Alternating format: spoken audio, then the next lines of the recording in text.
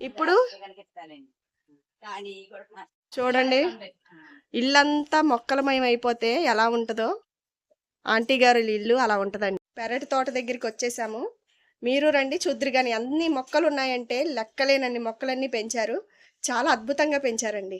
రండి చూద్దరు కానీ. ఈ గులాబీ మొక్క మల్లెపూల చెట్టు కూడా పేరేంటి ఆంటీ గారు మొక్క పేరు? మొక్క పేరు తెలియదండి. రోడ్ల మీద కూడా వేస్తారు కదా. ఇది వేరే చెట్టు అండి. ఇది ఏంచుకాయల కాయ కదండి.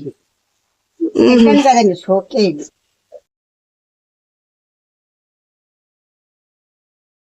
ఇది తమలపాకు మొక్క అండి. చూసారా ఎంత చక్కగా ఏపుగా పెంచి. మామిడి చెట్టు. ఒక మంచి విషయం చెప్పాలండి, ఆంటీ గారు ములక్కాయల చెట్టు కాయలు చాలా బాగుంటాయండి. పెద్ద పెద్ద కాయలు మాకు కూడా ఇచ్చేవారు. ములక్కాయలు రుచి అయితే చాలా బాగుంటది. అయితే ఇప్పుడైతే ములక్కాయలు కాయలేదండి, పింద దశలో ఉన్నాయి. ఏ ఒక్క కాయ కూడా అమ్మరండి. చాలా పెద్ద చెయ్యి, చాలా పెద్ద మనసు. ఉసిరి చెట్టు దగ్గరికి వచ్చామండి. ఉసిరికాయలు అయితే ఉన్నాయండి. చెట్టు నిండా కాయ ఉందండి. మీరు చూద్దరుగాని రండి. ఉసిరికాయలు చూస్తున్నారా అండి? అయితే చాలా పెద్దగా ఉన్నాయి కానండి, చాలా పైన ఉన్నాయండి ఉసిరికాయలన్నీ. మనం ఎక్కడానికి కొంచెం కష్టం. ములక్కాయలు కూడా పింద దశలో ఉందండి. తయారైన తర్వాత ఉసిరికాయలు కూడా పంపిస్తారు ఆంటీ గారు. అందుకే యూట్యూబ్ వస్తున్నారండి ఆంటీ గారు.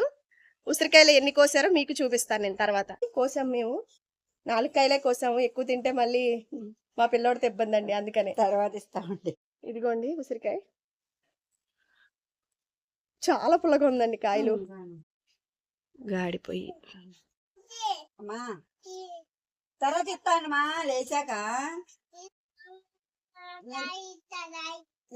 ఏది పైన ఉన్నాయమ్మా? రాదు, ఇది రాదు. వామాకండి, అసలు భలే స్మెల్ వస్తుంది. దోమలు అవన్నీ కూడా దరిదాపులోకి రావు. దీంతో బజ్జీ చేసుకున్నా కూడా చాలా బాగుంటది కదా.